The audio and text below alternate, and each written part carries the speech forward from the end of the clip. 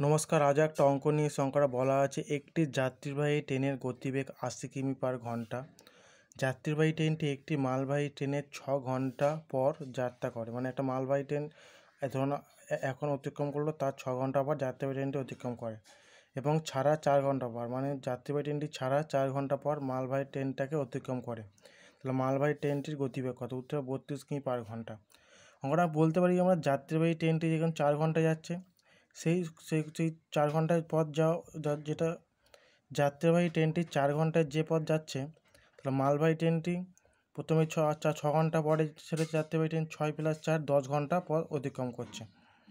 তাহলে মালবাহী ট্রেনের 10 ঘন্টা পথ সমান সমান যাত্রীবাহী ট্রেনের 4 ঘন্টা পথ।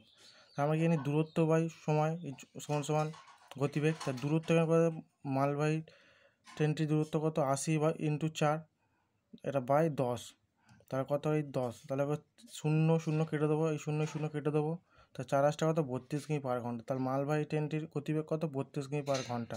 আশা করি সব বুঝতে পেরেছো।